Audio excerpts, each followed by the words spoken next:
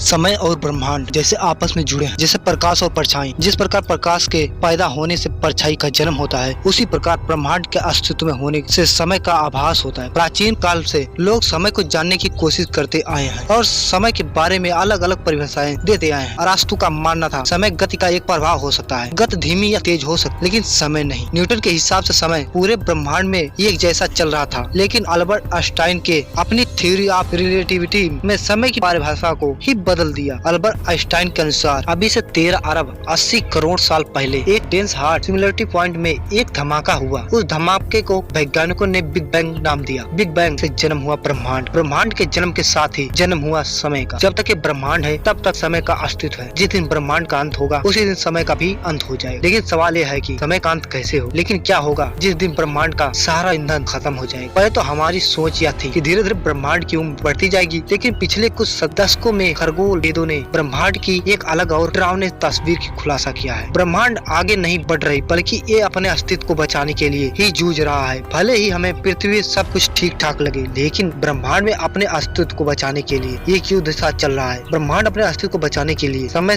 के शुरुआत से ही युद्ध कर रहा है। ब्रह्मांड में दो खतरनाक शक्तियाँ अपना नियंत्रण पाने के लिए जूझ रही है। पहली शक्ति यह है ग्रेविटी, जो ब्रह्मांड को हर एक चीज को एक साथ लाकर कुचलने की फिराक में है, जो ब्रह्मांड को आग के गोले में बदल कर रखना चाहती है। और दूसरा शक्ति है फैलाव, जो गैलेक्सी को दूर दूर तक खींचकर ब्रह्मांड को बड़ा करके इसे जमाकर खत्म करने की कोशिश में है। इन दो शक्तियों में जीत किसकी भी होगी, ग्रेविटी या फैलाव, या फिर ये मुकाबला बराबर पर ही रहेगा। ब्रह्मांड को इन दो शक्तियों की रस्साकसी में जो भी शक्ति भारी पड़ेगी वही शक्ति ब्रह्मांड का अंत कर देगी। इन दो शक्तियों के मुकाबले में 3 नतीजे निकलेंगे। पहला नतीजा होगा बिग फ्रीज। अगर ब्रह्मांड का फैलाव हुआ तो एक दिन पूरा ब्रह्मांड ठंडा होकर जम जाएगा। दूसरे नतीजे में अगर ब्रह्मांड के फैलाव और ग्रेविटी में रस्साकसी जारी रहा और ये दो शक्तियाँ अपने अस्तित्व के लिए जूझती रही तो ब्रह्मांड में एक नाजुक संतुलन बन जाएगा, जिससे ब्रह्मांड का एक खास आकार बन जाएगा और ये अनंत काल के लिए वैसा ही बना रहेगा। तीसरा नतीजा होगा कि ग्रेविटी की जीत होगी और ये संपूर्ण ब्रह्मांड के एक पॉइंट पर खींचकर शुरू कर देगी और संपूर्ण ब्रह्मांड एक पॉइंट पर सिमट जाएगा और ब्रह्मांड उसी स्थिति में पहुंच जाएगा जहाँ से इसका जन्म हुआ था। उस स्थिति को बोला जाएगा बिग क्रंच। हो सकता है कि बिग क्रंच के बाद फिर से बिग बैंग या एक नया ब्रह्मांड बनने। इन दो महाशक्तियों में जो भी शक्ति जीतेगी, शक्ति समय का अंत करेगी। और इसका कारण यह होगा कि समय एक ही डायरेक्शन में चलती है, फॉरवर्ड डायरेक्शन में। समय हमेशा भविष्य की ओर बढ़ता रहता है। समय के इस बहाव को आयरो आ टाइम बोला जाता है। अभी यहाँ पर एक सवाल सामने आता है कि समय हमेशा भविष्य की ओर फॉरवर्ड डायरेक्शन में ही क्यों बढ़ता है, समय कभी अतीत की ओर क्यों नहीं चलता। तो इसका जवाब है थर्मोडायनामिक के सेकंड लॉ में एक टर्म आता है एंट्रोपी। ब्रह्मांड में डिसऑर्डर बढ़ रहा है। जैसे एक समय था जब संपूर्ण ब्रह्मांड में छोटे से पॉइंट में समाहित, जब संपूर्ण ब्रह्मांड एक छोटे से पॉइंट में समाहित था, फिर बिग बैंग के धमाके से ब्रह्मांड फैलने लगा और आज भी ब्रह्मांड फैल रहा है और ब्रह्मांड में डिसऑर्डर बढ़ रहा है।